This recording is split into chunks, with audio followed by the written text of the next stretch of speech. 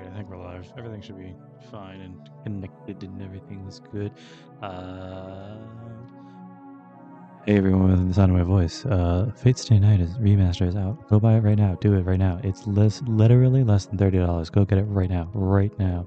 That said, it's actually super bugged. It's apparently kind of a mess. I'm downloading it right now, but it's a little bit of a mess. Apparently, in a cute little reference to how reading fan translations used to be, you have to have if you want to play it like right now and you can't wait, you have to have your system set to the Japanese locale. You know, just like how we used to do. And that apparently kind of fixes everything. I don't know. I have not tested anything. I have my computer set to Japanese locale for reasons. You don't have to know the reasons, but I do. And I'm going to be seeing just to see how if it is truly messed up, and if so, how bad it is. Oh, that's new. What the fuck? I'll look at that later.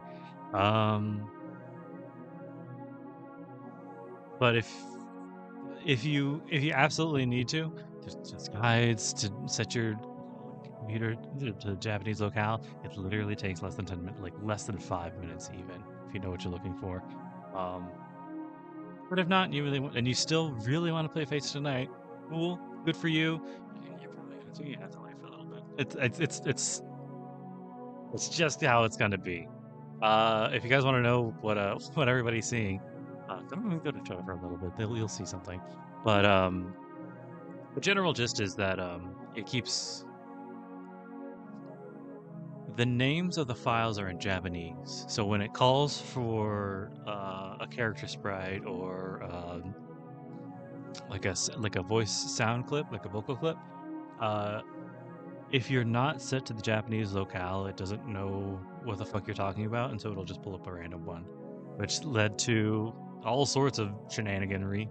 Like Shiro eating lunch in the what was it? Where was it?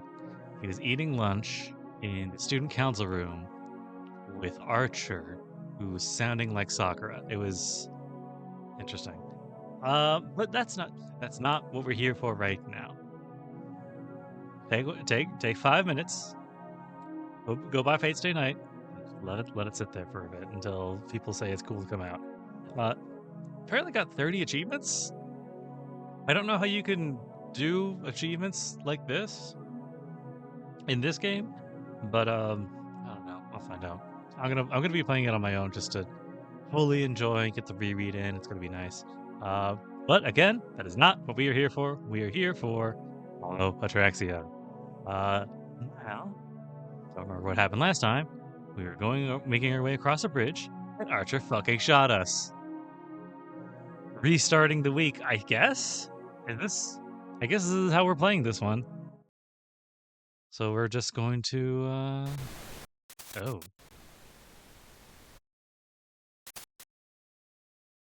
This is interesting.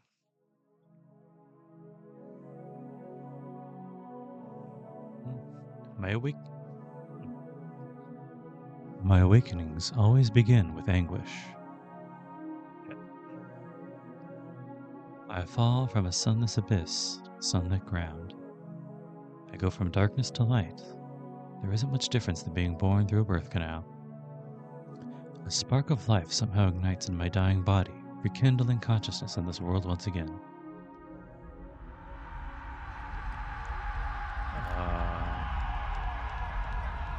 I writhe in sharp pain.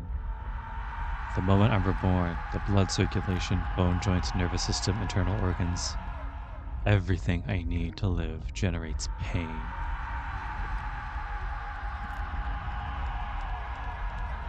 I am alive to suffer.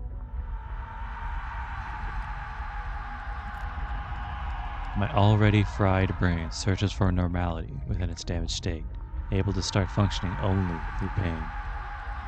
In short, my body finally wins human thought through agony.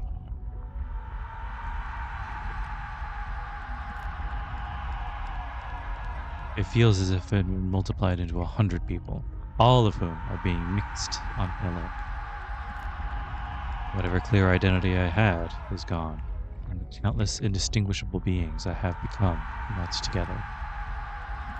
Turn this down a little bit. Just gonna turn that down just a little bit because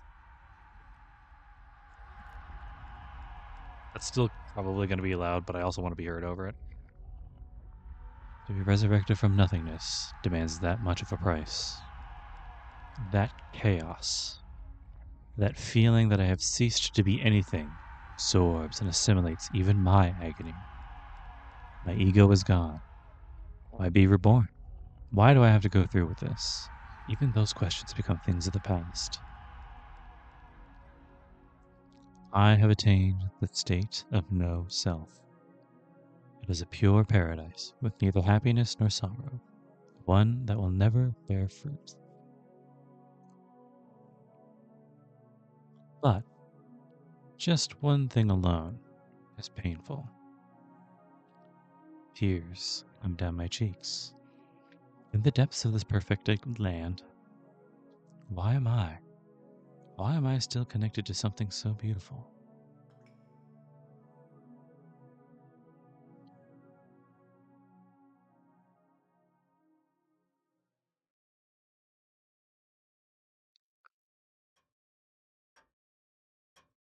Once again, the first day begins.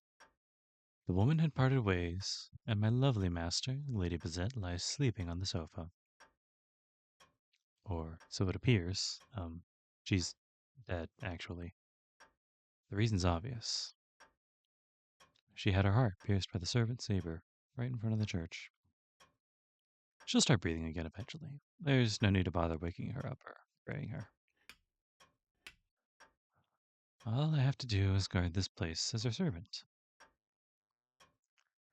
Well, I'm bored out of my mind. Maybe I'll screw around with her for a bit.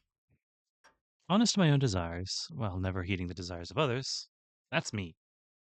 I'm the kind of servant that puts my own pleasure first. So I'll engage Bazett in some good. Oh, God!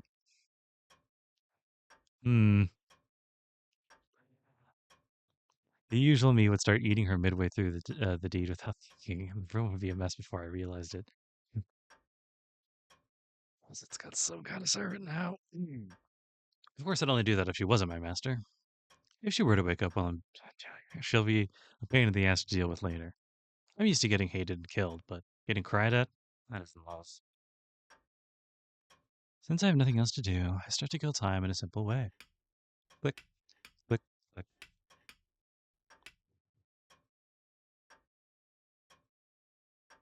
I slide the panels around, matched to the ticking of the clock. Speeding up the tempo, I become seriously focused on the game. I heard a sultry breath from the sofa. Lightly shaking her head, Bazette glares at me as if I were her enemy. Yo, wide awake, eh, master? Hope you're not about to tell me that your memory's fuzzy again. Fuck, I forgot her voice. Whatever. My memory is clear. I know that you are my servant, and that I am using this mansion as a safe house as well as that I am a master. I also remember my memory being uncertain when I woke here previously. Glad to see you're quick on the uptake. Well then, come on. Let's go out and join the Holy Grail War already. Wait. My memory, before coming to this mansion, is vague, but I do remember completely what happened afterwards. It includes being defeated and killed by other masters. Well. Can't even remember what really matters, but I still end up remembering the useless shit. So, who cares? You're alive right now. Just leave it at that. Don't worry about the details. I cannot. Do you really think I can just put up with this absurdity? Answer me, servant. We were defeated. Why are we still alive? It's drifting. You know what? I'm just gonna use a normal voice for her. Why? Because we came back to life. Okay. To be precise, we just went back to the first night. Bazett shows no sign of surprise. I guess she must have been thinking over what happened from the moment she woke up. I gotta admit, that adaptability of hers is a rare talent. The problem is, she doesn't realize that she has that gift. Nah, More like she just looks down on herself. Oh well. Not like I'm in any position to criticize her on that front. Oh really? If that's true, my servant is quite the big shot. Revival of the dead requires the use of true magic. Either time travel, control over parallel worlds, or negation of nothingness. Are you telling me that you're a heroic spirit that can work such miracles? Why are you looking at me like that? You don't believe me? No. Actually, you're making fun of me, no doubt about it. No ma'am. Lowly little old me can't do something that friggin' nuts. Alright. Just think of it as an imitation of that. You'll come back to life even if you die. As long as our contract is still active, you can start over as many times as you want. No matter who you lose to, you can just keep starting from scratch. Just like you are now. I do not understand the theory behind it, but I do understand that we are being reset. No, we are in a loop. I have no idea what noble phantasm is at work. I will put that aside. At nighttime, you will be resurrected. That would be incorrect. If you die, you will skip back to the time you were alive in this place. The result is that we escape death because we're still alive. Oh, wait. Was that the servant? Okay, never mind. Whatever. What type of noble phantasm interferes with or alters destiny? Yes, that'd be an appropriate power for heroic spirit. I see. So to account for the weakness of its owner. So you couldn't accept that I was that weak, huh? Okay. So did you get killed without showing any of my good points? Anyone would get fed up with that. Yep, that's right. Feel free to die whenever you feel like it. Oh, one more thing. If you're gonna get killed, it's best to do it at night. You can't fight unless it's dark, see? See, I'm not very energetic during the daytime. I see. So the condition for the loop to take effect is that it must occur on the evening. Yes, the noble phantasm would be too powerful without a weakness of some sort. Boss, you're getting a few things wrong there. Whatever. It all comes down to the same thing. Very well. It will only be active during the night. I will be sleeping here during the day, therefore I expect that you will restrain yourself from doing things without my permission. Gotcha. The same goes for you, lady. Never go out during the daytime. I'm really weak when there's light out, and if there's no master around to protect me, I'm gonna get killed real fast. I understand. For some reason, it feels as if our positions have been reversed, but I do grasp your abilities. Your combat ability is nil. However, your special abilities are unique. I will do the fighting. You, on the other hand, could use that special noble phantasm as support. Appreciate the offer. Aren't you taking things a little too far, Master? I mean, I can fight a little. I'll say flat out that I can't be disturbed, but if I really feel like it, you could at least buy some time. Buy some time with what you showed me in the last fight. I do not expect you to be of any use in battle. You just need to stay around. Oh. Hey, I'm fine with taking it easy, but you're never going to win that way. I really don't think you're going to be able to separate a master from a servant again and again. When it comes down to it, fighting in the Holy Grail War means beating a servant. Without taking down a servant, you're not going to be able to kill its master. Except there's no way for a human being that's going to be able to match up to a servant. That's why I'm saying I'll help her out, even though I really don't want to bother. But there's no need to separate them. I will defeat the servant, as it declares with an unshakable confidence. Now there's a surprise. Here I thought I was immune to these things, but that one sent a chill down my spine. I have a more pressing question. You said that we would be revived as long as we were killed during the evening. Is that some sort of cost to that? For example, losing my magic circuits, or is there a limit to the number of times you may use a noble phantasm? Huh? I know, there's no cost. You don't even have to give up a dime. My element is emptiness. As long as there's nothingness, we'll keep coming back to life. Just relax and keep going till you're satisfied. Understood. So I will not lose as long as my pact with you is in effect. Right. Of course you won't win either. This leaves me with one problem. No, never mind. I shouldn't be forcing any discontent with such favorable conditions. What am I thinking? What now? Something else on your mind? I had a stupid question. It is marvelous to be revived like this after dying. It is an advantage that borders on cheating. Except... would it be in any way possible to get rid of that pain I experienced while being revived? Even if it is for the sake of escaping death, whenever I think that I'll have to pass through that pain in the future, I get squeamish. Or, how should I put it? Say what?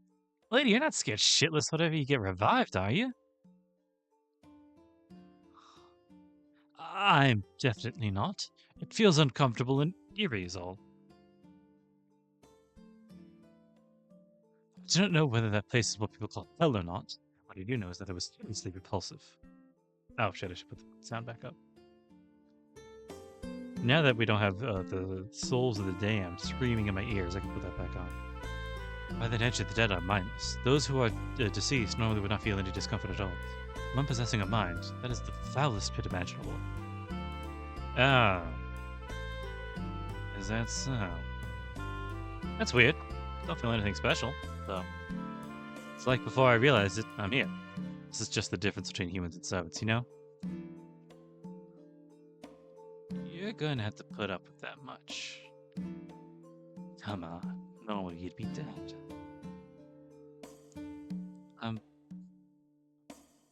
Hey, you do realize how selfish you're being, right?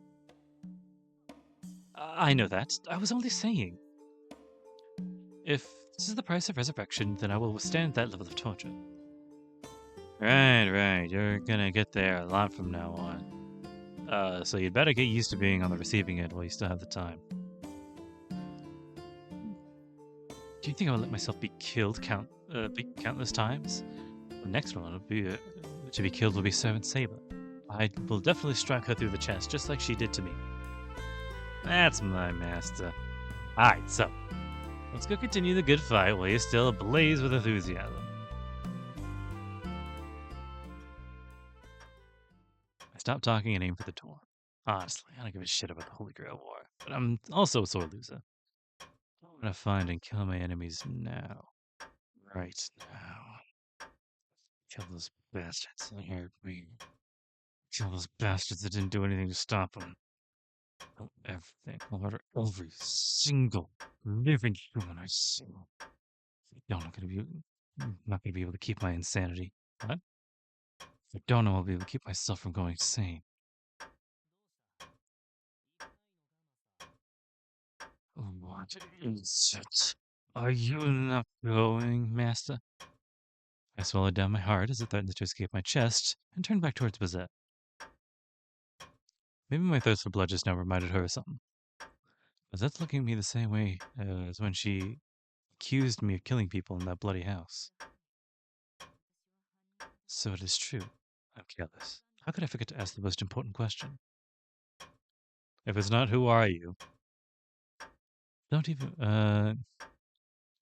have to bother wondering why. You forgot because you didn't want to remember.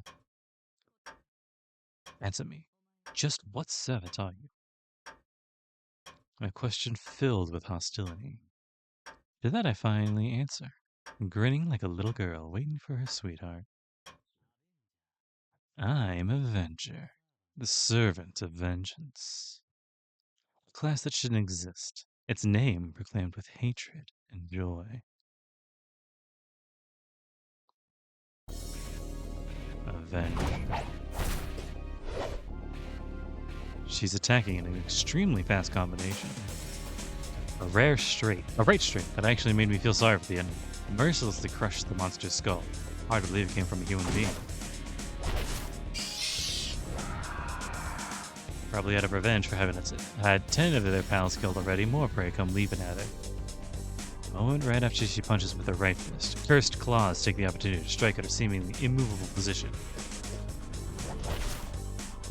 She dodges just by lightly turning her head while simultaneously driving her right leg into the monster's head.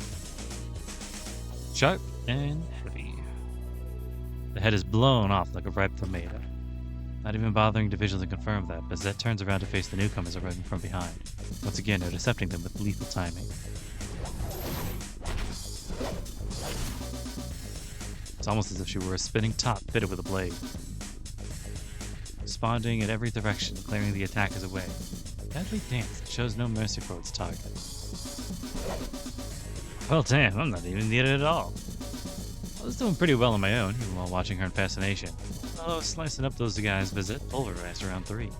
One of those guys. And I mean literally, pulverized. With those skinny legs and a fist, she's totally scattering flesh and cutting through bone. If you heard that, by the way, that was Stay Night being finished downloading. Seriously, I'm impressed. To think human hand-to-hand combat would prove this much. Seems like there are runes of hardening carved on her fists, legs, knees, and toes. Basic bodywork, but that must have been the art perfected for use by human beings. Way different from us when we go berserk, letting instinct take care of the rest. Bazett's technique is the legacy of the old days of blood and sweat. How many years of effort went into being able to use it? I mean, she's a girl. Look up. A mature, grown-up woman. Weren't there other things she should have been learning? Guess not. These monsters are no match for the walking weapon by the name of Bazett. There's no better than hapless sheep, back a game to be hunted. Homer, stop. They're already dead. By the way, the heck's a Homer?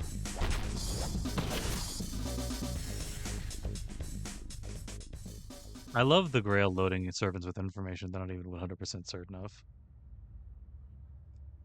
I see. So these are the mysterious things you were talking about before. Sighing heavily, Bazett puts away her leather gloves. Ms. Walking Weapon, what the hell? You beat almost 20 monsters to death and all you do is, in the end, is sigh? They are most likely a type of familiar. Their level of intelligence is low and they have no function other than to kill humans, however they are fitted for use in large numbers. It is evident they are the 8th mage who identified his identity is not yet known to us. That was not picked as a master. I cannot ignore a mage that would use this sort of familiar to attack people indiscriminately. Interesting. Do you have any ideas regarding this? Who, me? Yeah, I don't know anything about the guy you're talking about, Master. We'll run into him eventually, right? After all, we got plenty of time. This ain't gonna end regardless of what we do, so we ought to bump each other one of these days anyway. Bump into each other one of these days anyway. Very well. Also, I would like to apologize for doubting you earlier. The disturbance in the city is the work of these monsters, Master. You had nothing to do with this. No problem. I'm used to getting all the bad rap. Besides, we're all birds of a feather. The only difference is who got around to it first, them or me. These guys are running around killing everything in town, so my job's been done for me, that's all.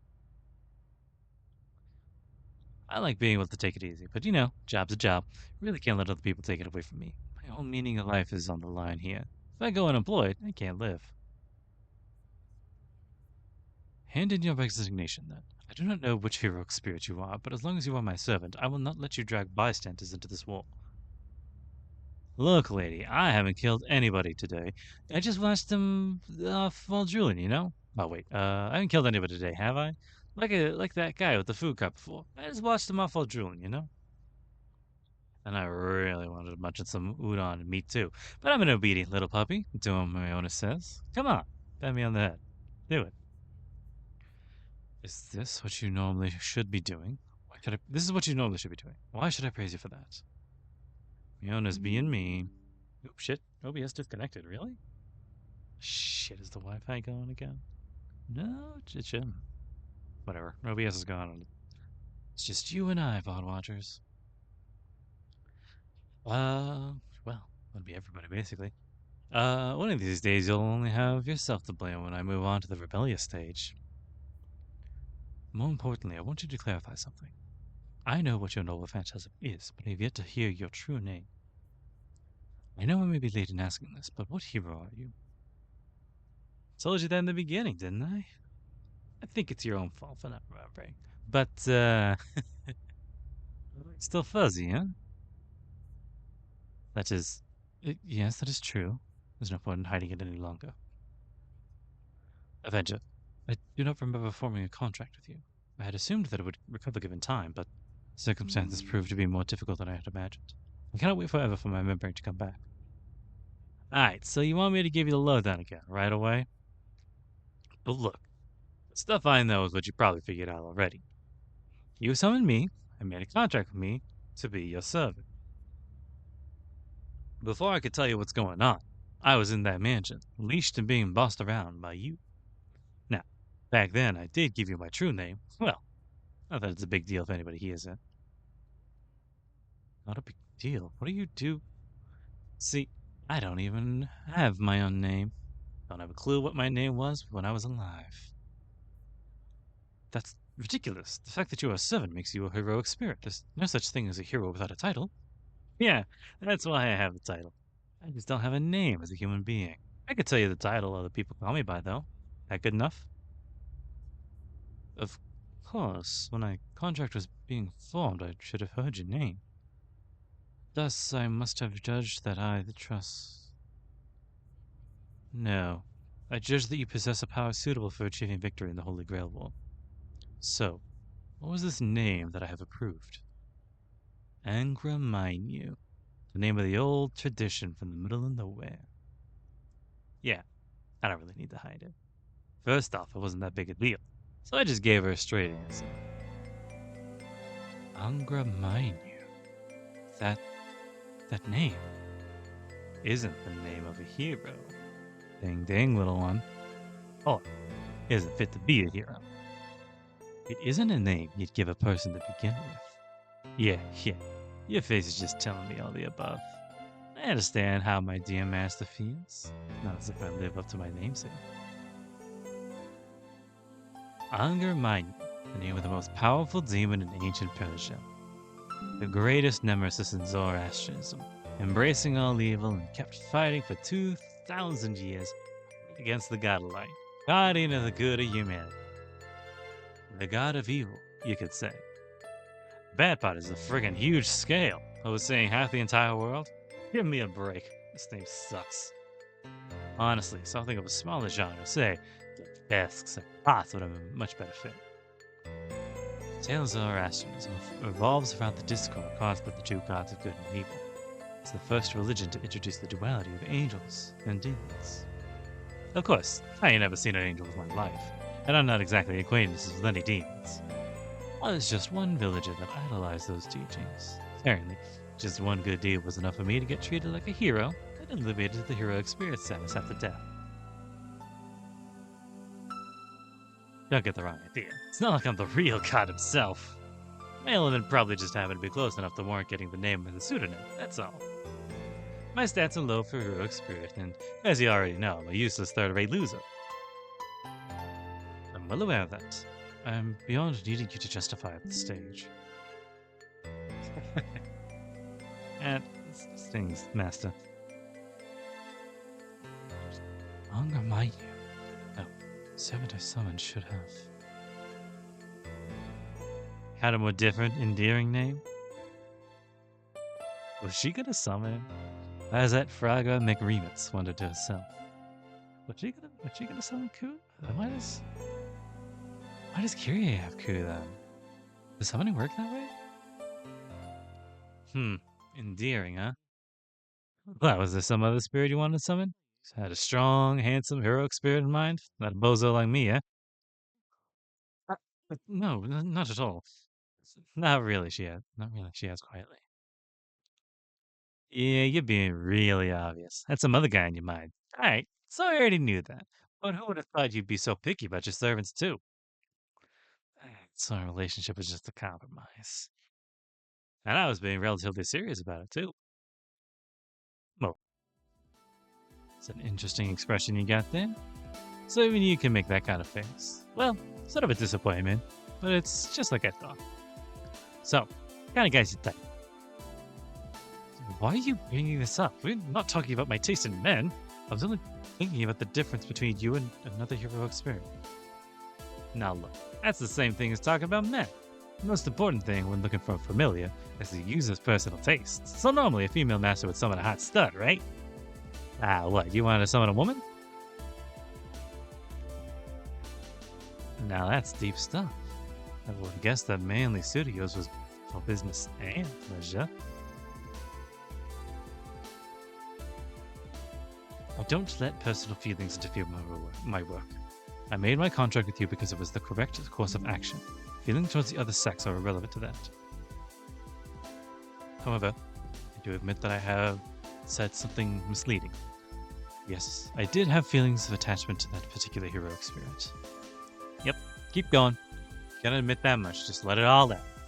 But nothing to lose, so let's just lay it out in the open, shall we? So, Master, which heroic spirit were you gonna summon? Going to summon is not the right phrase.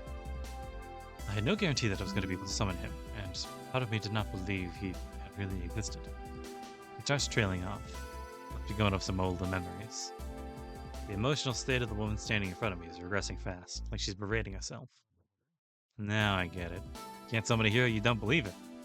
But you wanted to meet the guy, huh? Perhaps it's embarrassing, but I'm not so sure myself. When I was a child, I had not been interested in anything. I could not understand what others considered fun. So often this put my parents at a loss as to what to do with me. Then my father told me to go through each day as if it was work. He always apologized to me with sad eyes. The ones who suffered had only been my parents, probably. Unable to sense the guilt my father had and wasted my youth as tediously as ever. The majority of my childhood memories are of plain days like that.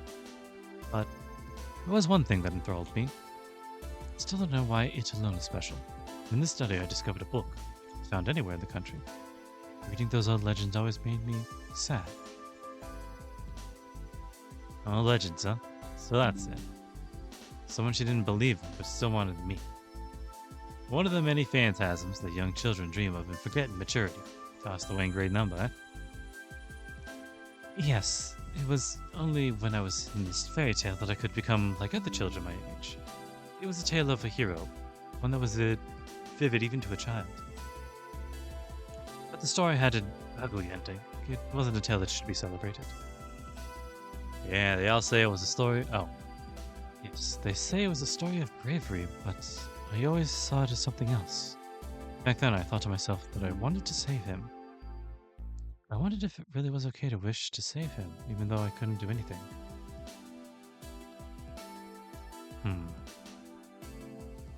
To be fair, the desire to save someone exists in all human beings. That much I can admit. In fact, I can even feel it myself. The definition of saving is going to be different from person to person. As long as that desire is just a wish, it's not something that others can condemn. Problem here, though. Should it be okay to wish to save them? Is that the little girl didn't understand something that obvious? There's Bazett, who turned something that anybody can do into a wish. Then there's the mythical hero, the one the little girl looked up to. I take back the I'm over it. Bastard. Next time I meet you, get that meat.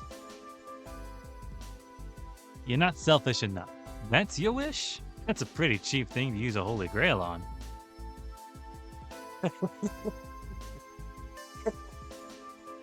Honestly, the idea of using one fairy tale against another is damn amusing.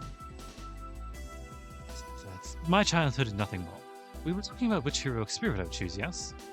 If I had a catalyst for that particular hero, that's the one I'd be inclined to summon. That's all.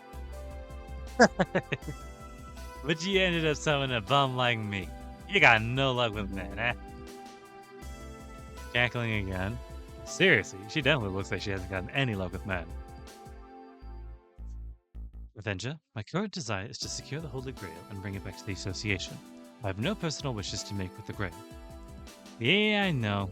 You ain't that resourceful. After all, you can't make a wish for something that doesn't exist. 0 times anything is still 0. It's your turn, Avenger. I told you, now you tell me. What's your wish? Huh? Now she turned the tables on me. Actually, like my master, there's no wish I want to make using the Grail. Sadly enough, there's just one thing that I voluntarily impress myself in these days. My wish? I had to choose. I'd say I wish to find a picture. Finish a picture. He's looking at me like a clueless idiot. When we get back to our hideout, she's gonna find that puzzle I was working on and yell at me for the more serious answer. Oh. Wait. Do you feel a strong burst of magical energy just now? Sorry, I don't have magical energy detection. Oh, wait. Other way around. Did you feel a strong burst of magical energy detection now? Sorry, I don't have magical energy detection.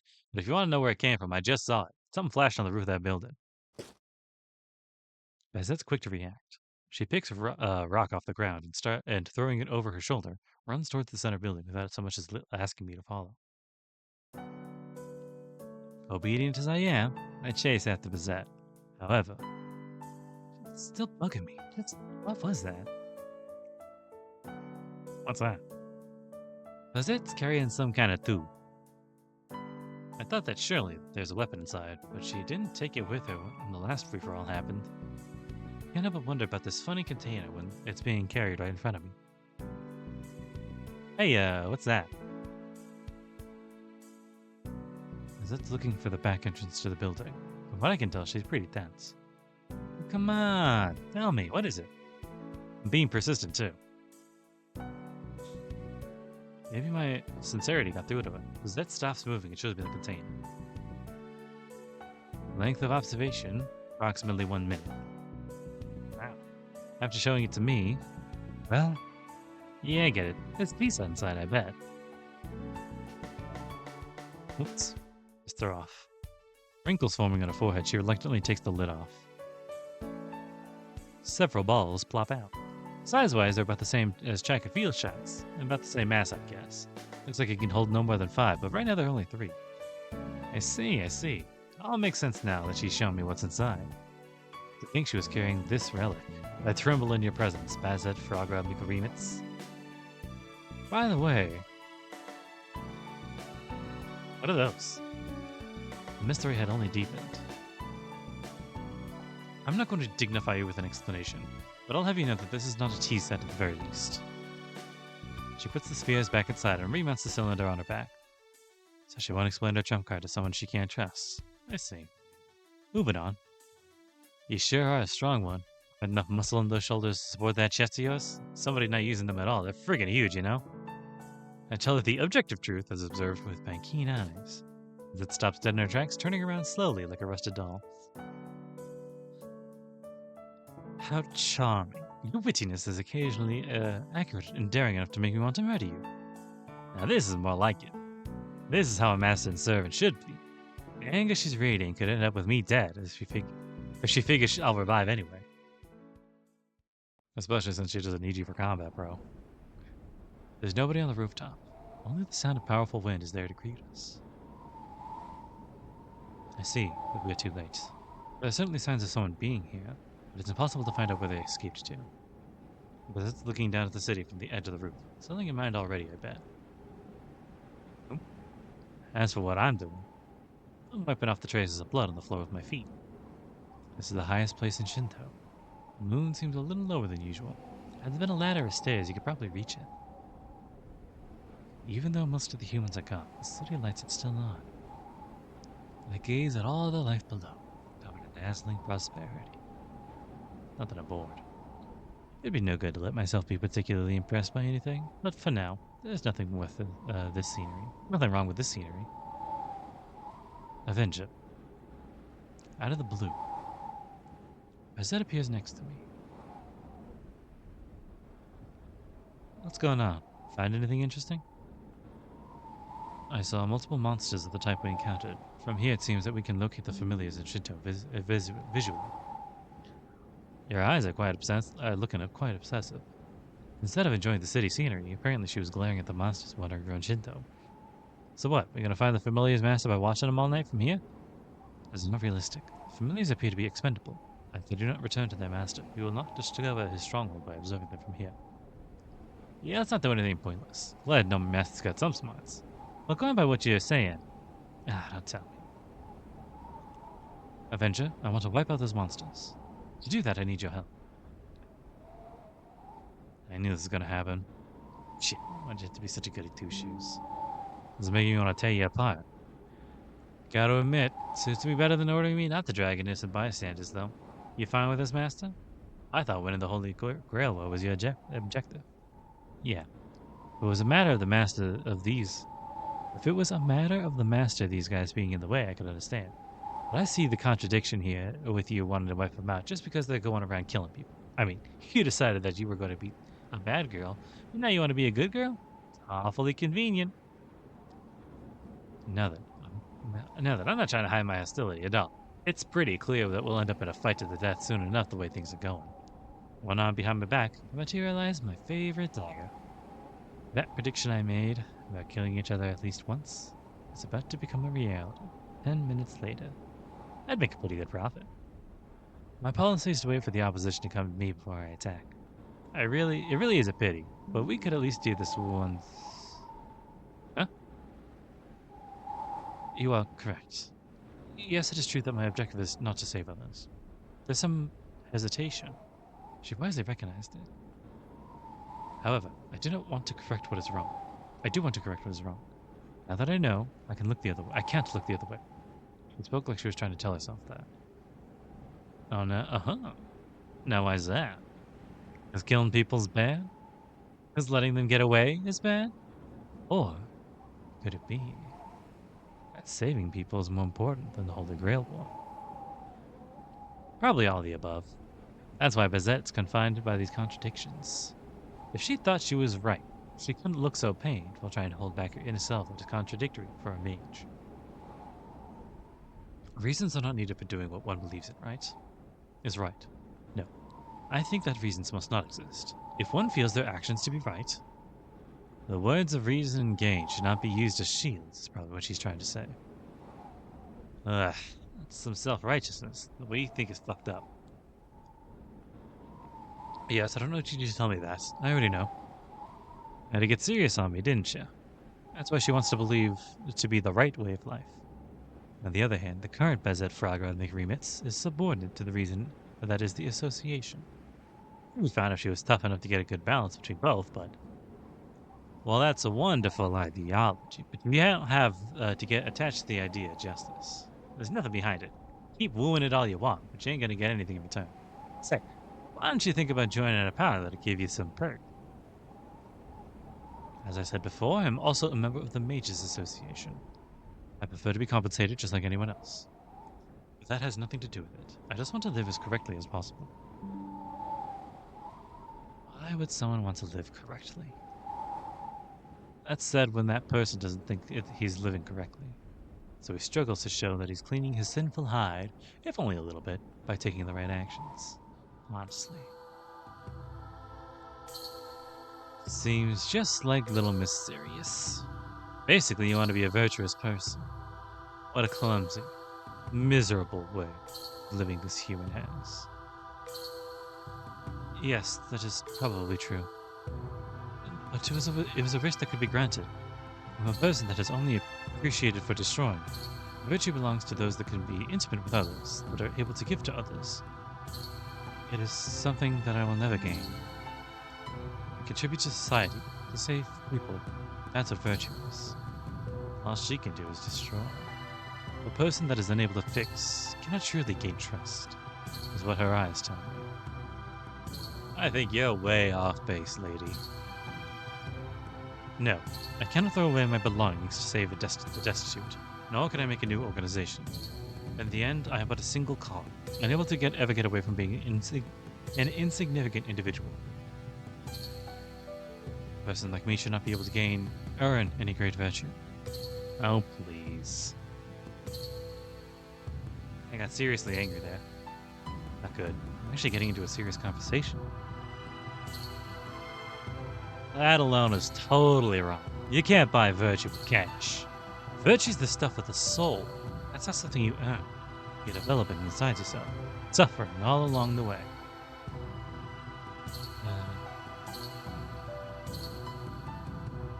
Same for any human, no matter how insignificant, no matter how powerless, no matter how worthless. To function, everyone has at birth. Radiance refined by the will to move forward. There's no line drawn between good and evil. It is only those that aim for their peak, living beings, that are the door to enlightenment opens for. Do you mean that virtue, one's value, is not dependent on the evaluation of others? Huh? Nah. If you're talking about value, all that matters is how other people see you. That's why we have virtue. That's why we try to improve ourselves. Parameters that are there to hook you up with somebody that'll buy you for more than you're worth. The improvement of inner space is linked to the improvement of external space. The more vain and lonely someone is, the more they'll cling to being a good person and feel ashamed about how being pathetic that makes them. I'm so selfish for trying to be good just so people won't hate me, they think. However,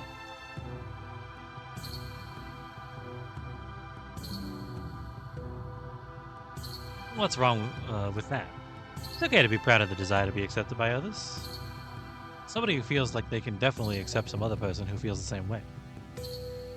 Somebody who feels like that can definitely accept some other person who feels the same way. If that policy of yours is all for your own sake in the end, there's nothing wrong with that. That's where the good part of love, enjoying life with others, lies. Granted, she hasn't gotten to that point yet, and I doubt she'll ever realize it before she dies. Anyway, this woman's clumsy. But she's resourceful, so by some accident she wound up like this, seemingly able to accomplish anything. Bold yet pessimistic. Still perform like that. Keep putting you on detours. Knowing that you're wrong, screaming that it isn't a big deal, you struggle desperately towards the brighter path. So that's the kind of human I offered a hand to. I'd not expect such a remarkable viewpoint from you. Can I interpret this meaning? You have no complaints about my strategy from now on? Yeah, nothing wrong with being a hero of justice, I guess. Seems like it'd feel good one and all, but not so bad to be saving people from dying horribly every once in a while. Just hearing hero of justice makes me want to vomit, but that's the word for it. I did not expect that. I had a feeling you would despise the word justice more than anything else. Hate it, but I like where you're going. Huh? First off, it's going to change what I do. We wander around the city at night, kill other masters, and kill those monsters. Only the priorities are now evil. It's still within my range. There's still plenty of life in Fuyuki. Till my master gets full, company never going to run dry. Never attaining victory, the two of us, who know no death, will overcome only defeat. Right. Let's keep on doing this till you're satisfied, Master. That's a part of the learning experience. Enjoy it till you get bored of it. Alone I count the ravaging winds. In this tower, and the closest to the heavens, the lights of the city looks like fates. The Holy Grail War will keep on going. The murders, the only amusement, will keep on going. Tomorrow will probably be defeated and revived yet again. Till the time comes, until Bazett decides to change her plan, I'll stick with her for the time being. This place is a far and deep hollow sky. Anything gained is all going to be an illusion in the end.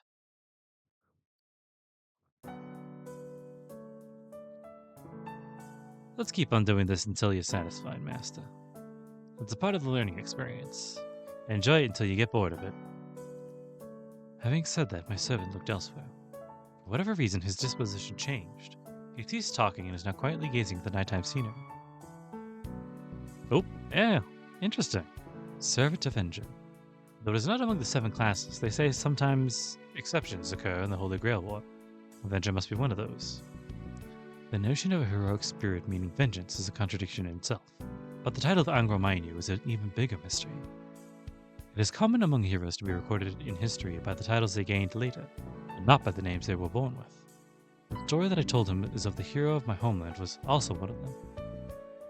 That's right, he went by a different name.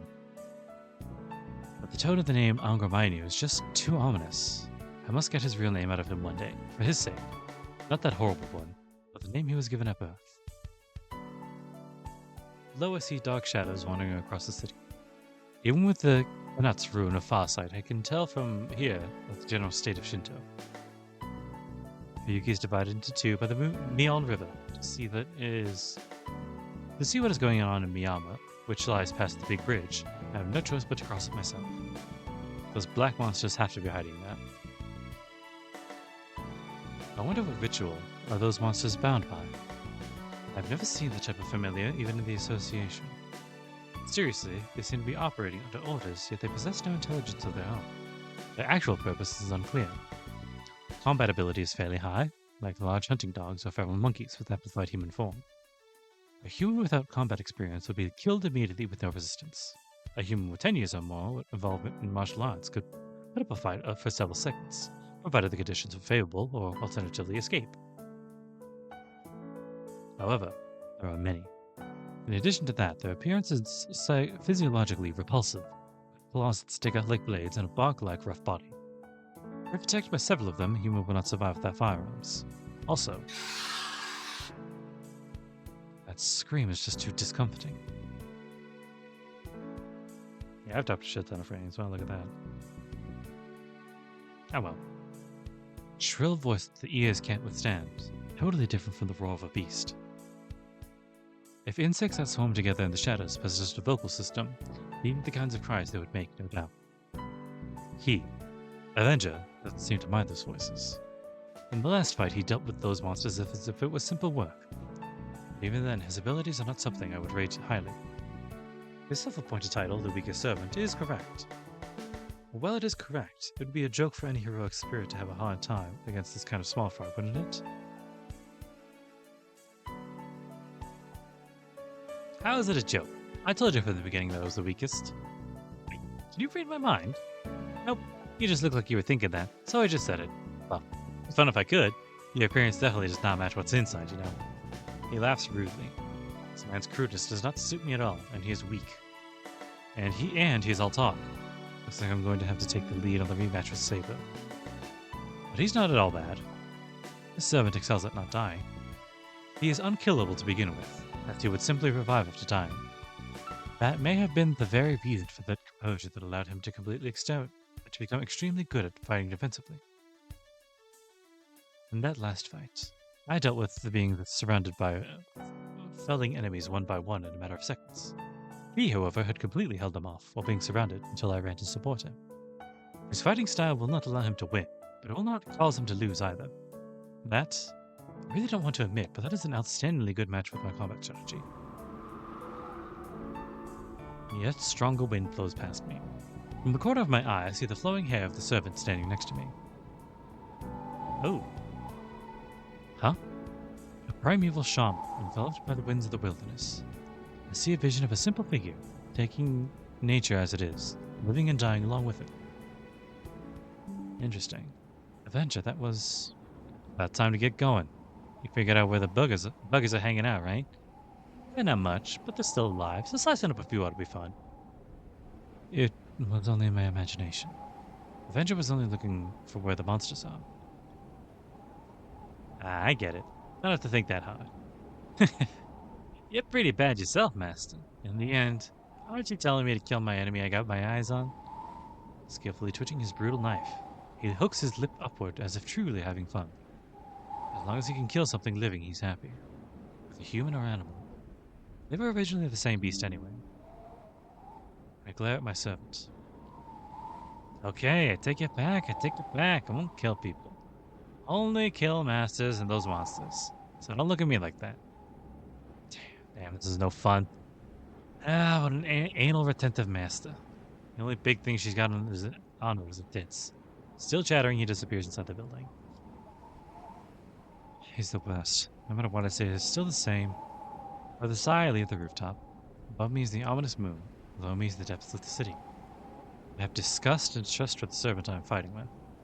The Holy Grail War has given me nothing but cause for unease so far. Yet despite that, I'm becoming attached to that servant, if only slightly more than yesterday. The servant that was gazing at the city. Seeing his cold appearance, a contradictory thought crossed my mind for no apparent reason. That man is hopelessly evil.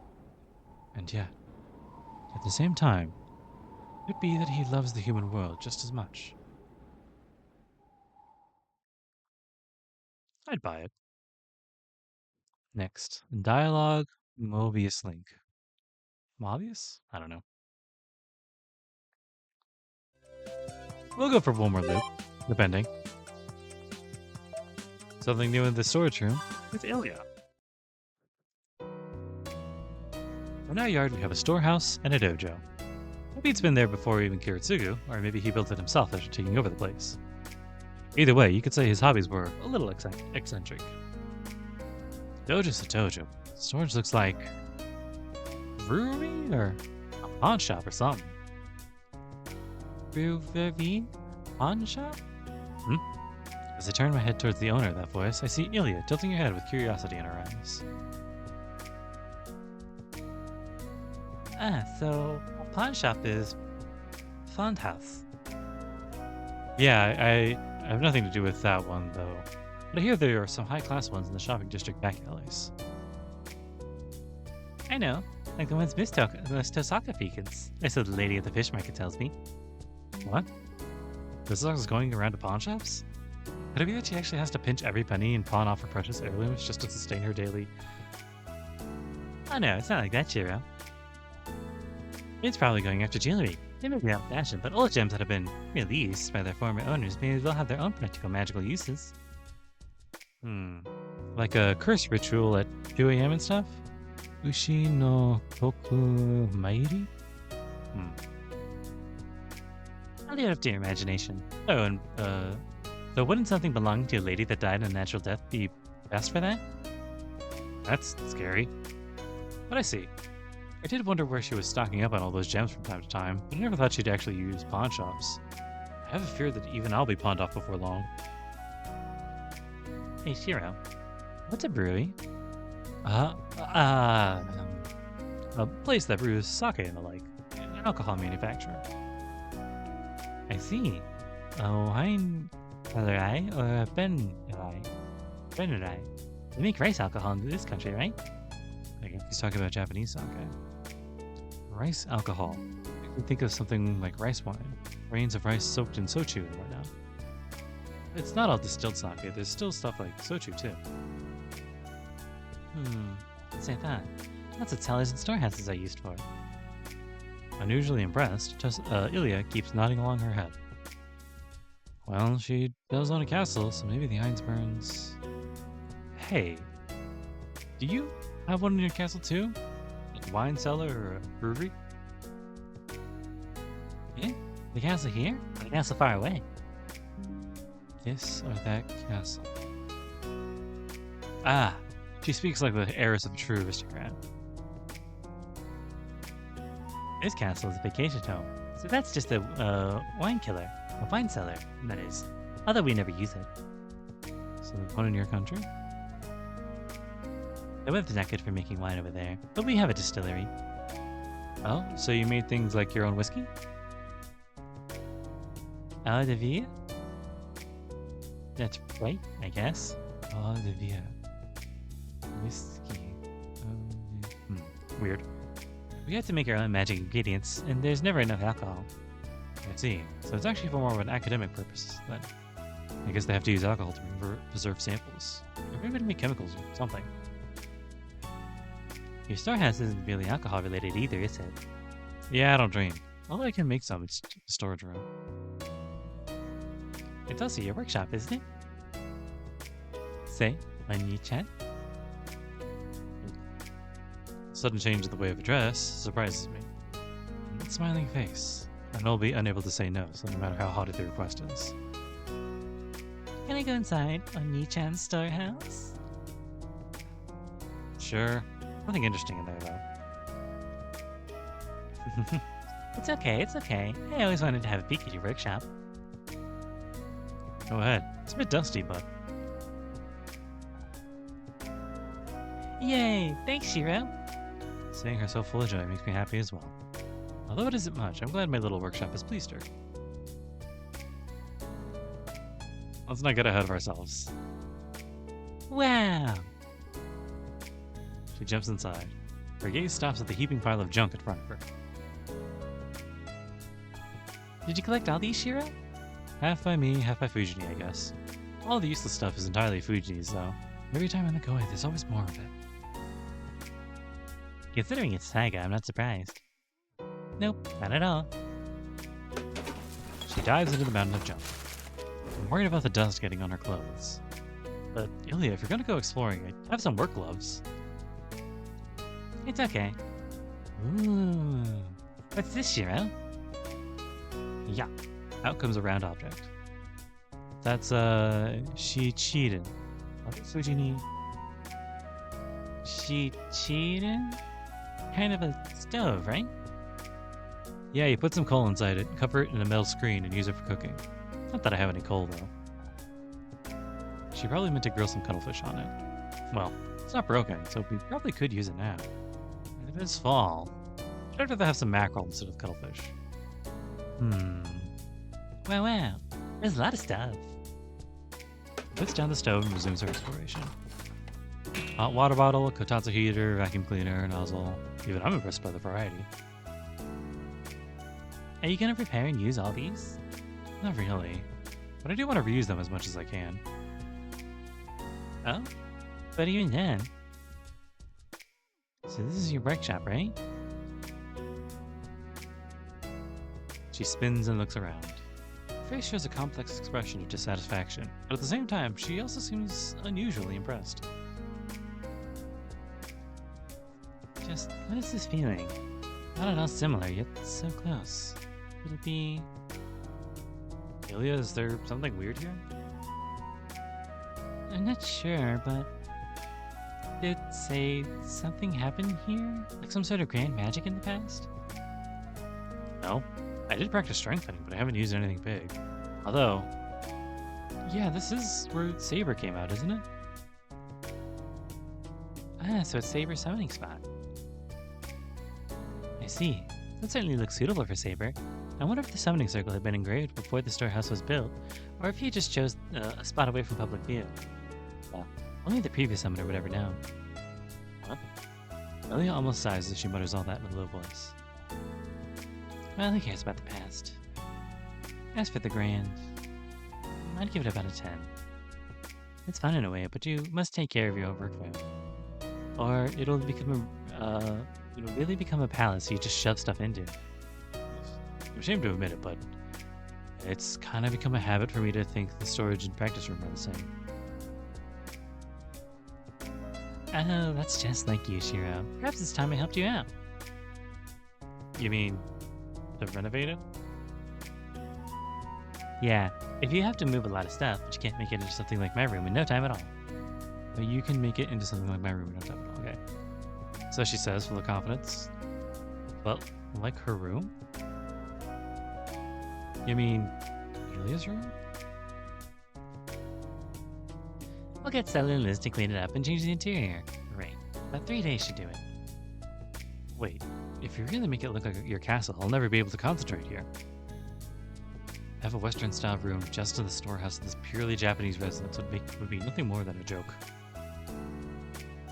Opening the door to find the storehouse interior lined with carpet, Of course, those things will be taken into consideration. Anyway... Right. I instinctively lower my head as a reaction to Illya's sudden, didactic tone. If you actually want to get anywhere, then you must first straighten out that attitude. This workshop is the basis of a mage. Truly ashamed of myself, ma'am. This and that. It's all Rin's fault. Really. It's all Tosaka's laissez-faire policy. She regards independence too highly. Illya's mad at Tosaka's negligence, although Tosaka certainly is my current teacher. No, I think that's unrelated to... No way! If the teacher doesn't keep an eye on the student's workshop, she'll never know what kind of trouble she could be getting into. I have a bad feeling about this. Right. I must take care of you. There's no other way. I can't entrust Oni-chan to the likes of Rin. A complacent smile, or maybe a smirk, or maybe an eternal devil's grin. A pair of crimson eyes slowly closes in. A strong, musky scent permeates the dark storehouse. A mirage slowly takes hold over my brain. I feel like a moth fixated on the light. I can move any part of my body, but it feels like as if I'd run something big if I move even a finger. Ruin. Hey, Shiro. I will definitely make sure to raise you well. What? Illya, calm Oh, that's... Oni-chan, it's you who need to calm down and think. Here. Her eyes and lips move closer to mine. The little body sitting on my lap feels as light as a feather. This is eerily similar to that, the one Tiger Dojo that I got. Shiro, do you not like me, Oni-chan? That's not it, but... If you like me, I will make you my most precious possession. You'll think of no one else, not even Saber. I'll make you into my finest dessert. Suddenly, the fog in my mind clears. Fool me once. It's a miserable experience for the first time. Now lets me turn the tables on her. You're too naive, Illya. Even I won't fall for the same trick twice. Hey, Shiro. Wait. What? My free will that had been trapped in those red eyes returns. Back at you. Will you be mine if you like me? Eh, eh. All right, now's my chance. I hug Illya tightly. You idiot! What are you doing, Shiro? What do you mean, what? This one little troublemaker lady playing with people like a kitten with toys. I thought she could use a lesson or two. I'm not a troublemaker. I'm no cat either. Don't carry a lady on your shoulder, you. She hits my back a few times, but I don't really care. She don't have Berserker with her, so I can do whatever the fuck I want. Although the thought of surrendering to her truly did cross my mind once, I realized that Illya is still a child. Yeah, 10 years too early. That's too late. And in 10 years, they'll be begging to become mine. Yeah. Things might get ugly if you try the same thing again. You just watch. Forget Ran. I'll be so... Wow. Even Sakura will be no match for me. Sounds kind of sad. I wish you would become a well-mannered lady. Wait, what the hell am I saying? Let me go. Be down, Shiro. Fool. Your compliments are much appreciated. All right, let's go drink some tea. I have some dorayaki from Edomeya too. Huh? Really? No, you won't get away with just that, Shiro. Idiot, fool, stupid, dummy. All right, sibling life, baby. Let's go check on... Well, they are weird pairs, the siblings. We'll see which options we got. Ooh. You're so cool, Lancer! Where'd you go for Sakura? Senpai, do you have a moment? As I rest in my room, I hear Sakura's voice. Sure, I reply, and she comes in. Yeah? Did I forget to bring out the laundry or something? No, that's not it. Today's dinner. What should we do about it? Huh? Oh, is it that time already? I rise up. Weekends mean that a lot more people are coming over for dinner. We might not make it in time if we don't start soon. It was your turn today, right, Sakura? Yes, if you have anything particular in mind. But I should listen to Saber-san and Fujiwara-sensei's suggestions too. Alright, I'll help you out. My break's been interrupted anyway. It'd be more meaningful to help Sakura now. But you were resting, Senpai. I've had my fill. Well, if you become so skilled that you don't need my help, there's probably nothing for me to do. No, I haven't. I still haven't learned all the secrets of the art from you. Yep, that's good. Alright then, let's get cooking.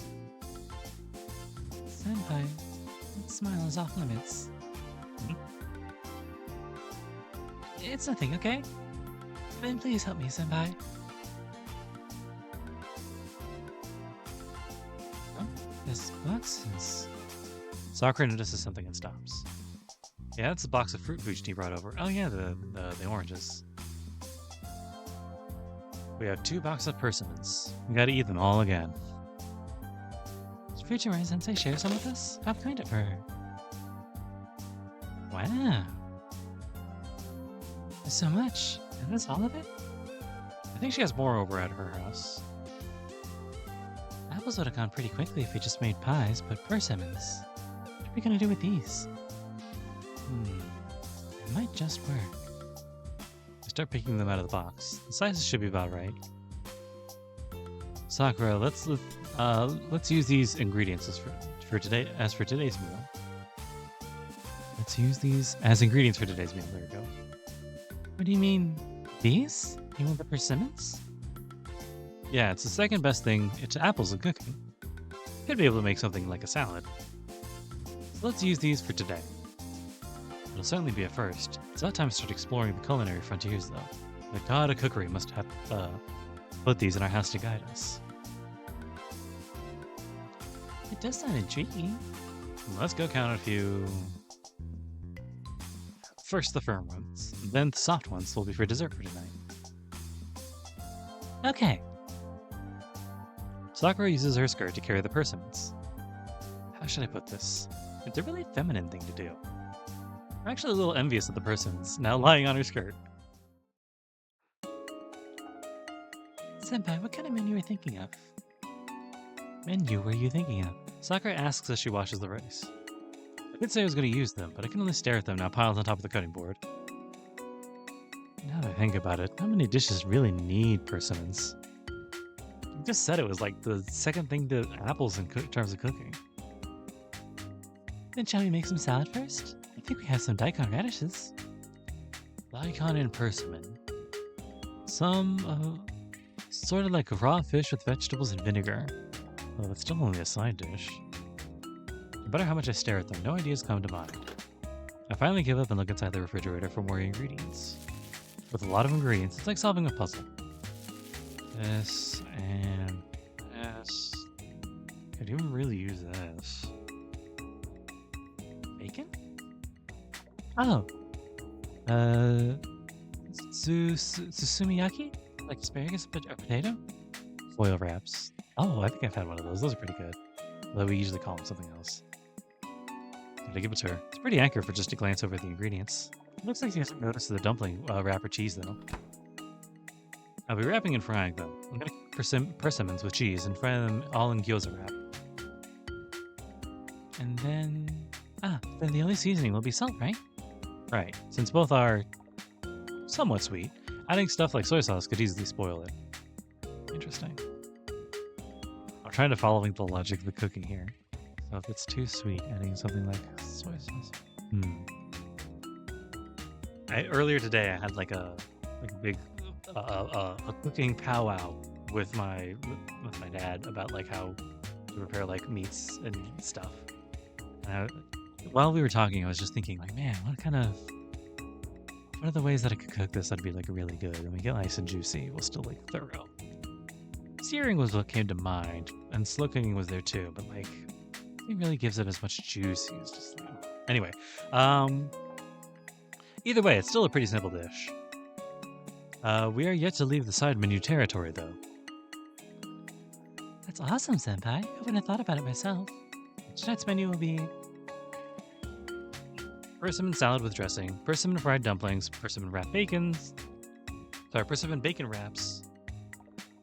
Right. Sakura's reaction is only lukewarm. I know what she wants to say. The dinner table would indeed look pretty desolate with just this much. We can't put persimmons in the miso soup. How about mixing persimmons with rice for sushi rolls? That's good. We still have a main dish. And so, Chef Mato, as I assume my didactic tone, Sakura straightens her back in attention. Yes, Chef Emiya. Good reaction. Thank you. So, as I was saying, tonight being a persimmon special tonight, following with that concept. Yes, the concept. Chef Mato's eyes are fixed on me, full of anticipation. This is kind of cute. In other words, the highlight, the main dish of tonight. I would leave it up to you, Chef Mato. Yes, you have said what I had to... Wait, what? Sakura is surprised at her recently gotten big role. But that's... Sorry, Senpai, I don't have any ideas. Oh no, there's still plenty of choices. Okay, A hint. Today will be the Persimmon special night. Haki.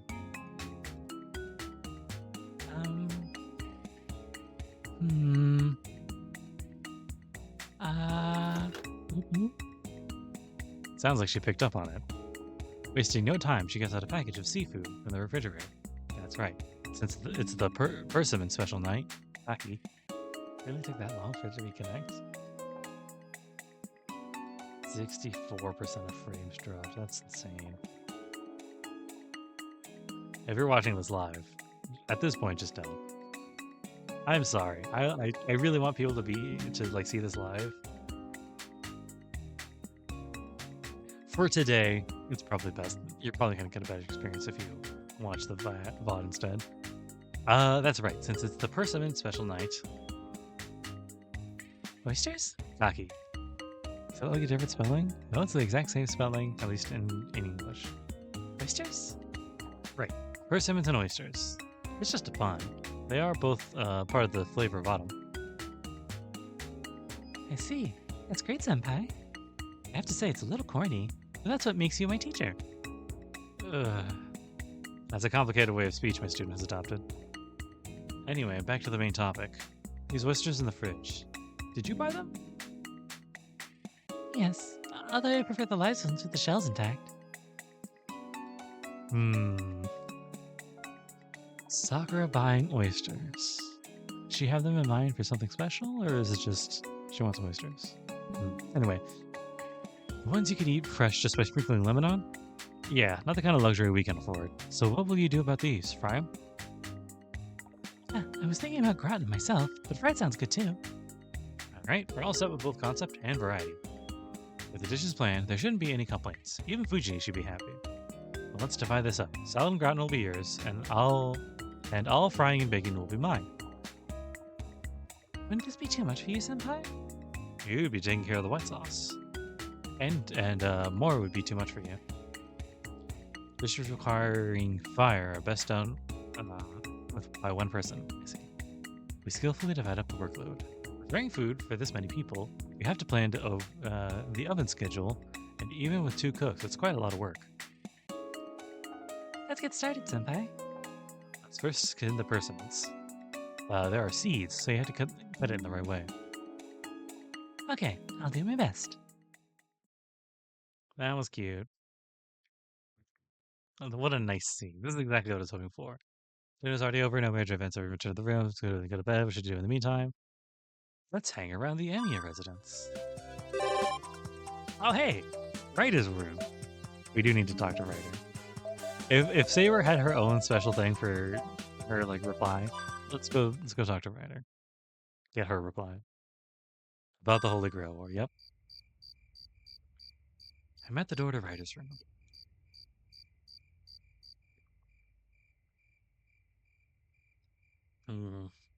Almost out of water soon. Wow. Wow. What is...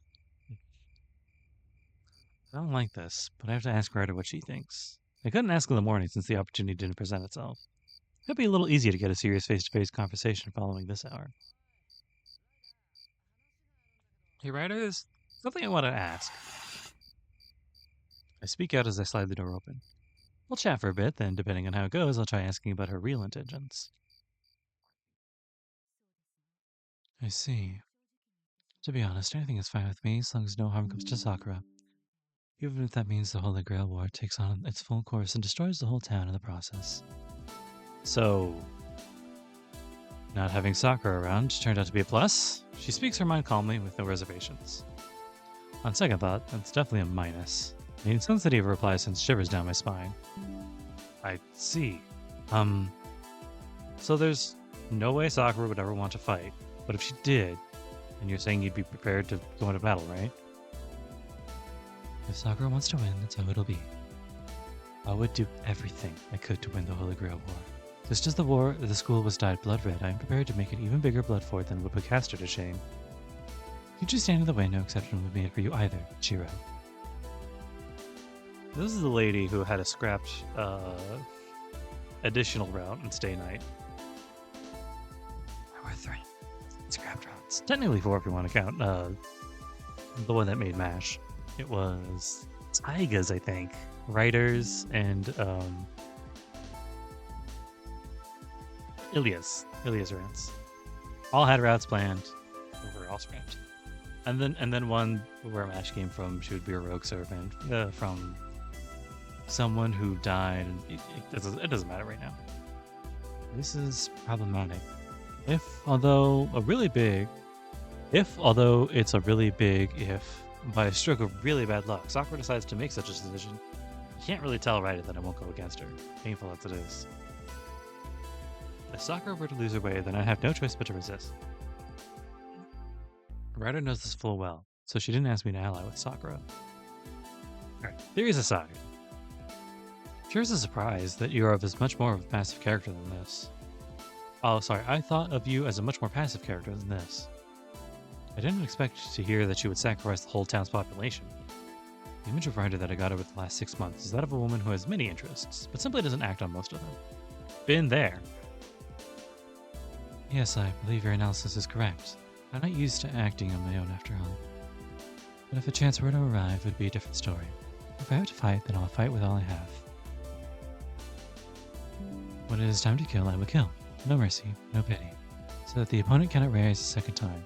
So that he cannot ever think of challenging me again. Ryder. Feels as if my body's about to literally freeze up. Mystic eyes behind her glasses, though suppressed, paralyze my extremities. But that's only when someone picks a fight with you, right? No. Even if Sakura were to fight, she wouldn't allow something like that. Am I wrong? That is right. But Sakura's and my methods are fundamentally different. Saber said it as well. When the time comes, I will be willing to do anything. Do not deny it. I don't have a noble soul like Saber does. If I have to fight, my own personality will charge and kill anyone around me to my heart's content. I get an unpleasant feeling of deja vu. Ryder's self-depreciating reply. Blends together with an ominous image.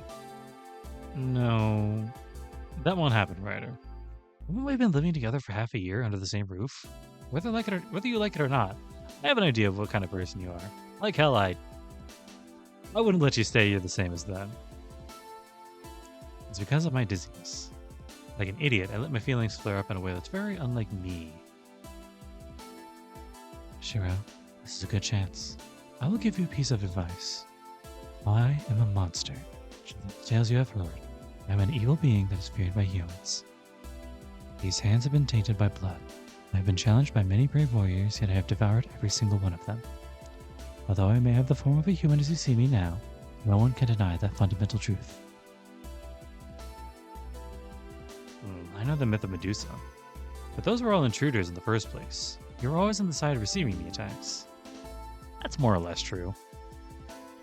It wasn't Ryder's fault that she was turned into an ugly monster or that she was hunted by humans. Both are true, depending on the reading. There are people who want it to be one way or another, but actually, now that I'm thinking about it, even with those alternative tellings, yeah. Well, except for that one, which I like a little bit more, but now I'm getting off topic. A female monster by the name of Medusa has always been a victim in the end. And as proof of that, the Ryder I know doesn't attack anyone. You care for Sakura, and you watch out for the rest of us too. You really are a good person. That's because I'm the heroic spirit of Medusa. Servants, no. Heroic spirits are summoned in the form they had at their peak as a hero. This current me is actually nothing more than the monster that was called Medusa at the time, when it still took human form. But, since I am Medusa, there is a side of me that turns into a monster. I am not a human as you imagine it. I am truly the definition of a monster, being who is emotionally monstrous, endlessly expanding, an inherently evil being as far as humans are concerned. Even I've thought about it before. The difference between the female monster in Greek mythology and Ryder's present form. I simply assumed the myth was wrong, but such naive thoughts are no consolation in the face of this curse. I have killed. I have changed evermore with each death. As my name became more famous, the number of humans who came to challenge me increased with it. Humans, demons, and heroes all coexist. Humans cannot win against demons, no matter how many thousands of soldiers are sent. Humans cannot go against monsters. This fundamental law protected me, and I fortified myself as a monster. The food chain between humans, demons, and heroes. Humans cannot win against demons. Demons are defeated by heroes, and heroes are regulated by humans. Heroes are regulated by humans. Humans, demons, and heroes. Sorry, I said monsters. Humans cannot win against demons. So it's like normal people, evil, heroes, and then heroes being regulated by... Thanks to that rule, the now transformed monster Medusa endlessly murdered humans to grow stronger, and then be sacrificed to one lone hero. That is what I am, Shiro. You do not know what my original self looked like. I do. I know. That's good. You cannot imagine how many warriors this self secluded in its temple, devoured over so many years, and what it matured into. Even for me, it's impossible to comprehend just what sort of monster I could become. No matter how much I try to overlook it, her real self is that of a monster. The writer explains matter-of-factly. I have neither the right nor power to deny that. Why are you saying this now? I've never looked at you in that light, and it's not going to change. Just like with Saber, I thought I'd tell her not to fight needlessly from now on. Hearing the confession it led to, I fully regret it. It's pathetic, but all I can say is don't do it. No, I'm partly to blame for being unkind. I wanted to tell you this to make you feel uncomfortable. But I'm satisfied with this. The misconceptions you had of me all this time have made me happy and troubled at the same time. Thus, just in case, I wanted you to know the whole truth. I no longer sensed the dark shadow that had lingered up until now. Ryder, back to her usual self, quickly bows her head. I'm sorry to have made you worry, but please do not forget, Shiro. I will become a monster that eats humans when the time arises. In her voice I could sense a faint, pleading tone. Okay. If that time comes, I'll strengthen my resolve too. But that's entirely hypothetical. As long as Sakura is your master, that time is never going to come. I wonder how much of her feelings I understood. At the very least, I'd look her straight in the eye and leave the room. There's just a shit ton of books in here. Oh, fuck. Alright.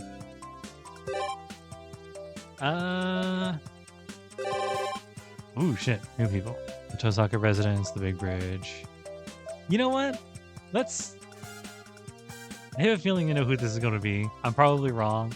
But if so, if I am right... words. I'm gonna have words, motherfucker. The residential district's topmost house, the Tosaka Mansion. With the master gone, it is now Fuyuki's haunted house in both name and reality. And to think I'm the one that's going to be cleaning it. Standing in front of the gate, I look up and mutter. Osaka's somewhere in Britain right now, and she asked me to come and clean the house from time to time, so I don't really have much of a choice. For that length of time, I would think it would be enough just to keep the doors and windows shut, but since she asked, I really should do a proper job. Can I finish this quickly? Let's see. Taking out the keys, I recall the incantations to release the seal. There are 2 layers of locks while she's absent, so anyone other than Tosaka will find it rather difficult to enter. Abzug, Bedinug, middle stand? Did it deactivate? Did I say it right? The key turns and I pull out a mountain of newspapers and letters that were blocking the mailbox.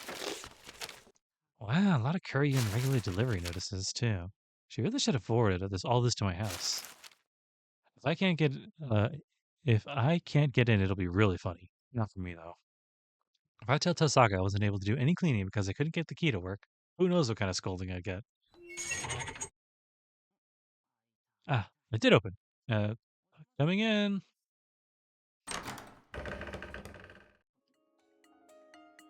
For a brief moment, I'm stunned.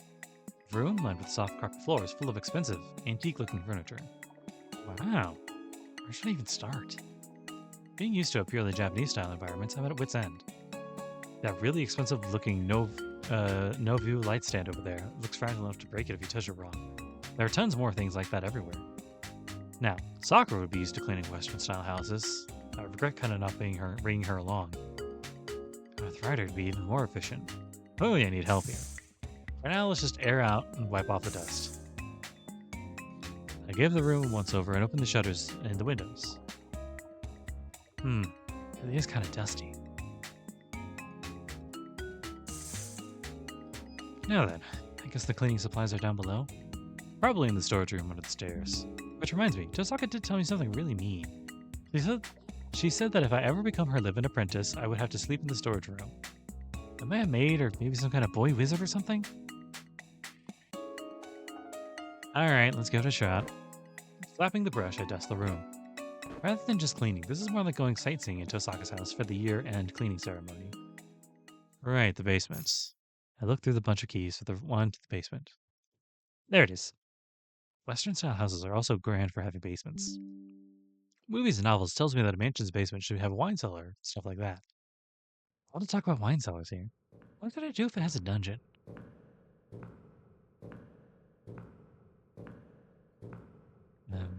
Here? Even if it's pretty much the same as the storehouse at our place, the tension of knowing that many rituals have been done here makes me hold my breath.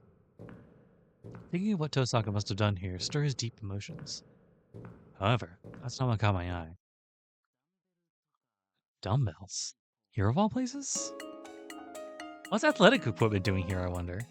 Not sure how to comment on its presence.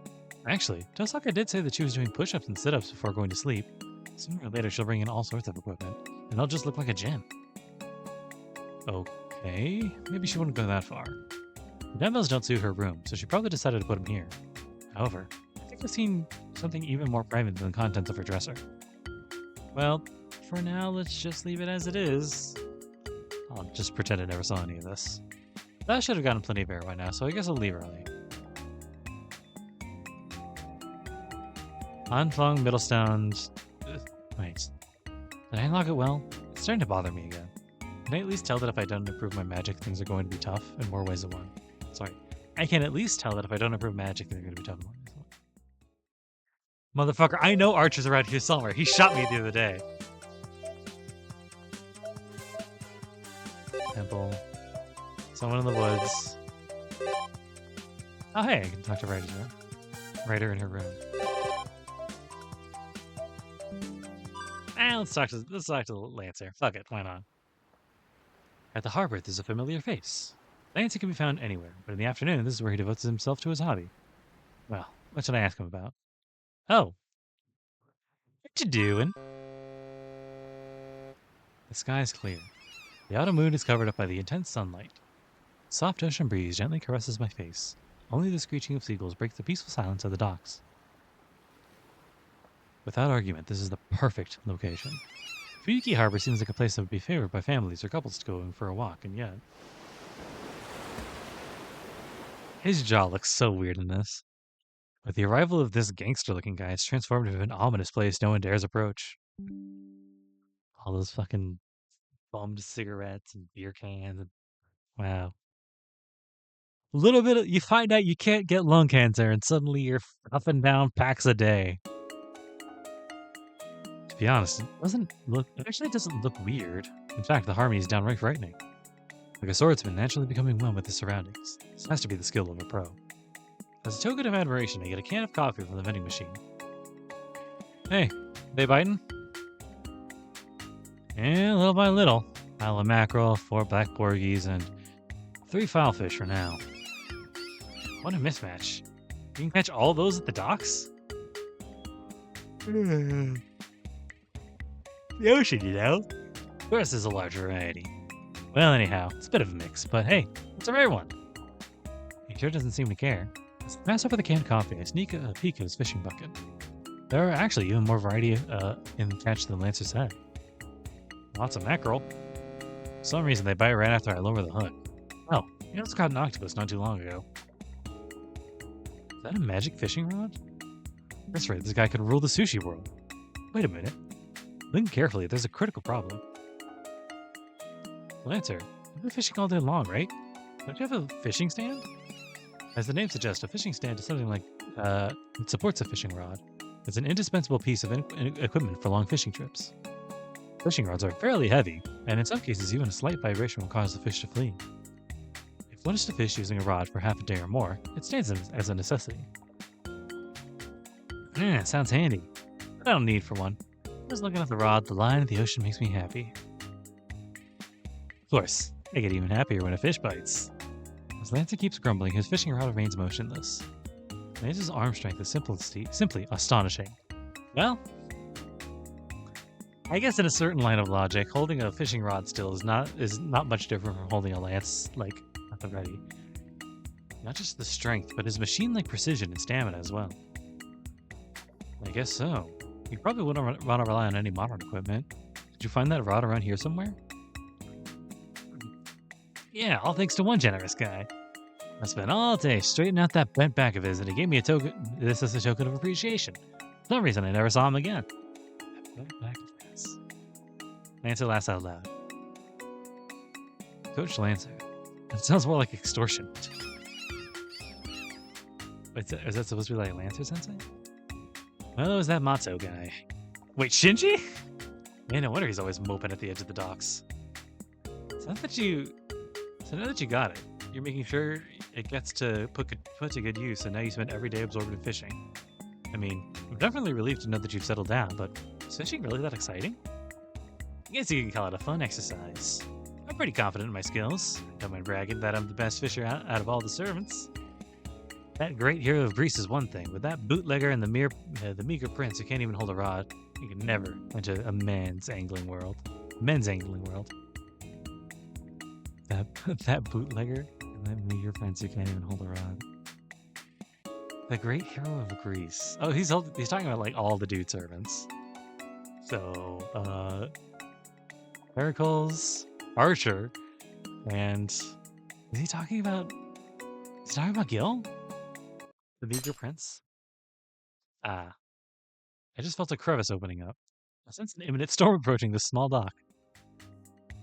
Is that alright to talk about them like that? You know what? They say, loose lips sink ship, Lancer. You saying that talking about them behind their backs is gonna come back to bite me? I'll get out, unless you don't keep your mouth shut. Not that I care if it does. I'll take up a fight to the death of mine any day. No intention to start a conflict, but willing to accept any challenge. Is that Lancer's attitude? Lancer yanks up the rod. Mackerel? Mackerel. Apparently unsatisfied with his catch, Lancer removes the hook and tosses the fish back to the ocean. Wait, I was going to use that for dinner. The conversation ends there. There's no place harder to cope with than a fishing ground with nothing to talk about. Sorry for bugging you. I'll leave you to your mackerels. Yeah, thanks for the coffee. I leave the docks behind. People. They can't understand each other if they don't communicate. To me, the dock is extremely boring, but it's Lancer's favorite place to be. The docks are as joyous as a summer's day. I pray the tranquility won't be ruined by any senseless intruders. That would have been the cue for, like, Shinji to show up or something. Alright. There's still something here for me to talk to. Oh! Let's see Tyke. No. We'll see what Saber's up to. After dinner. I'm taking care of preparations for tomorrow's breakfast and the dishes that I've been putting off. The breakfast stuff is done, and while I'm making sure that oily frying pans are sparkling clean, everyone's relaxing after the meal and playing cards in the living room behind me. They've probably been at it for an hour already. First, both Saber and Ryder were just learning the rules, and it was pretty quiet, but now, far from it, the atmosphere has become completely different. Ryder reaches for the card on her right. Ryder reaches for the card on the left. Ryder draws one on the left, as if it was only natural. Yeah, you saw right through me? How? Why? By what means? There isn't much to it. Minor details aside, they're playing Old Maid. Okay. Whenever Fujini makes a face like that, the game definitely isn't going her way. Old Maid. It's been a while since I played that. I like to play War, though. That's nice. Jeez, Reddit sounds really just too good. It must be mind reading. No, you must have a partner. For instance, you there, housekeeper. Why are you spending an endless 30 minutes washing that frying pan? Fujini points her finger towards the kitchen. However, Ryder's sitting with her back towards me. If anything, I could be helping Fujini cheat by watching Ryder's hand. Yeah, whatever. Stop with the warning top and enjoy the game. If you keep losing at the end and become the grand loser, then you'll have to retreat back to the Fujimura group. Squeak, squeak. I'm rubbing the underside of the pan. Rubbing the underside of the pan. Yeah. Almost my younger brother. What are you saying? No way I'll be defeated. I'm gonna keep going until victory is mine. Still give him a chance. Play it 100 times and the wins and losses will get to even out. Howl echoes in the distance. Compare this and this. Repeat 100 times to determine whichever one is greater. What kind of game is that?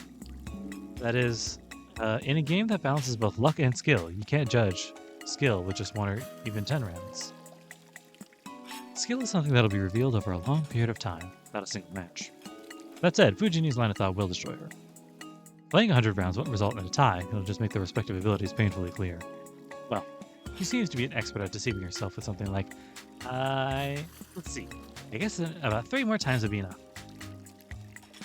Well, in any case. Fujini, her face is as easy to read as ever, has another card drawn by a very apologetic-looking Sakura sitting to her side. Needless to say, the game ends with Fujini in last place. Something fishy. Sakura champion psychic too? That's awful. Why do you hide it until now? Oh, that's just funny. Not psychic, but something. Fujimura-sensei, why don't we try something else instead of postpaid? For example? She's probably trying to come up with something where revealing your hand through facial expression doesn't matter as much. Bluff and President are the first ones, but that said, after a nervous breakdown, going feral and messing up with the whole place, the remaining difficulty is explaining the rules to the other two. How about blackjack? Oh, very well. I accept your challenge. And how do you play that? Sakura proceeds to explain the rules while pretty much just playing with Fujini. There are fewer hands than in poker, and the game itself is just a slow accumulation of points, almost like a sword fight. Even letting your emotions show shouldn't make you lose, but... I'm gonna bust. This is the gambling bankruptcy stuff that people are talking about, isn't it? Well, it's sure that blackjack isn't a great choice for people who don't know when to stop. What a peaceful scene. Alright then.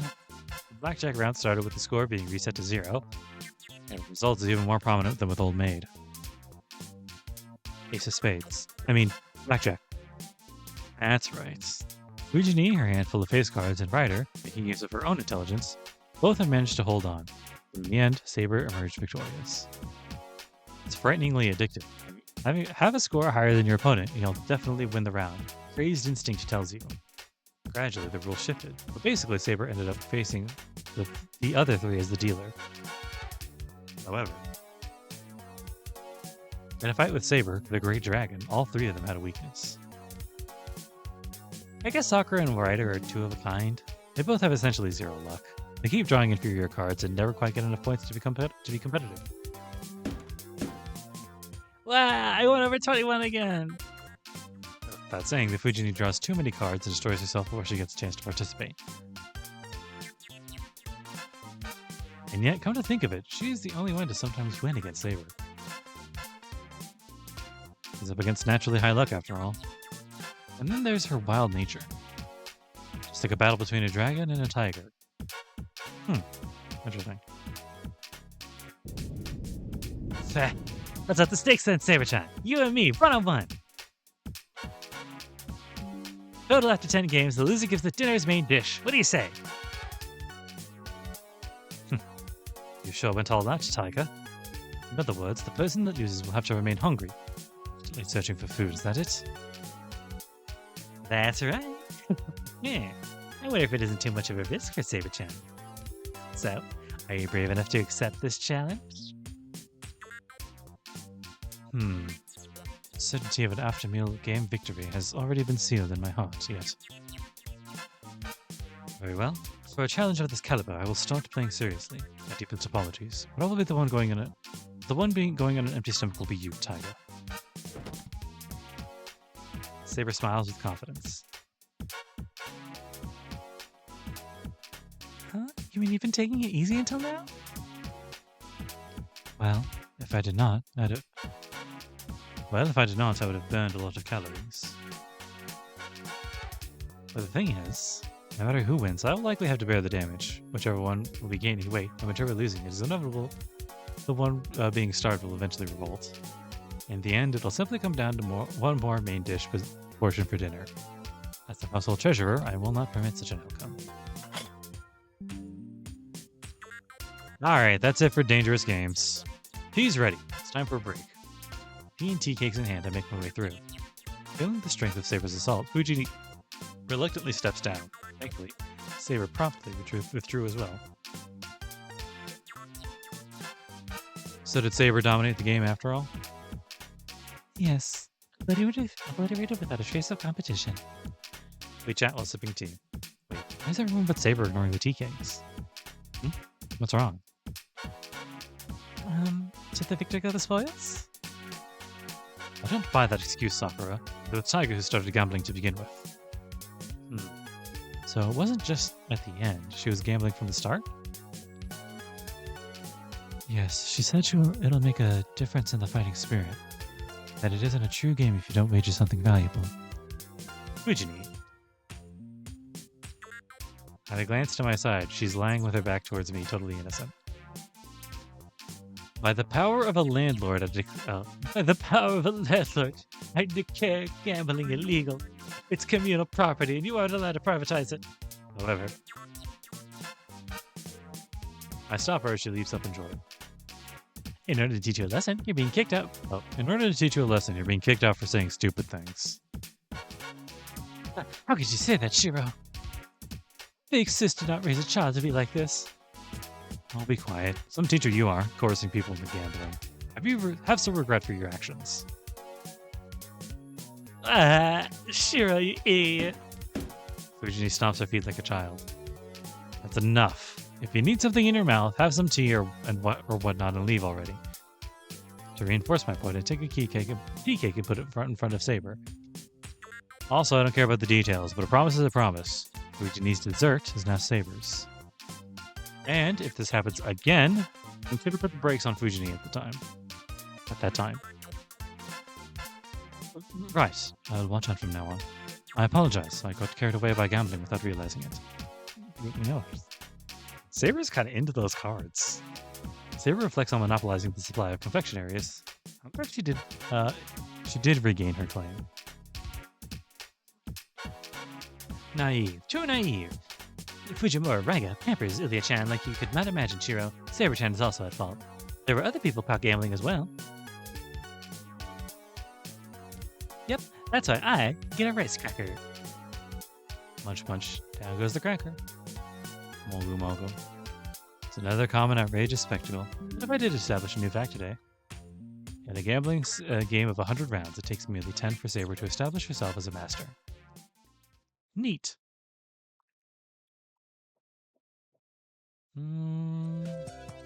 It's the third day. You know what? That intro was a little bit longer than I was expecting. Oh, why is Tiger here at the temple? Oh, interesting.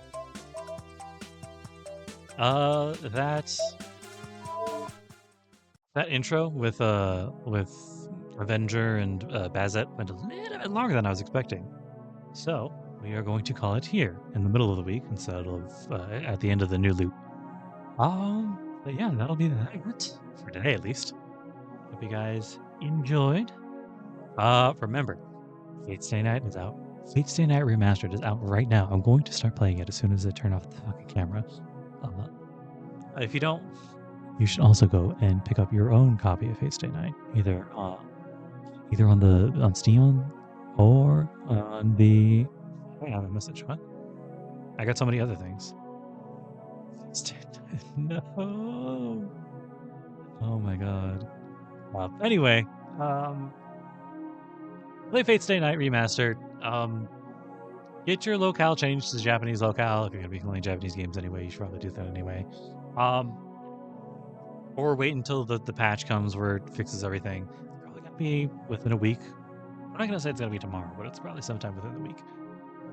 But yeah, hope you guys have a lovely rest of your day.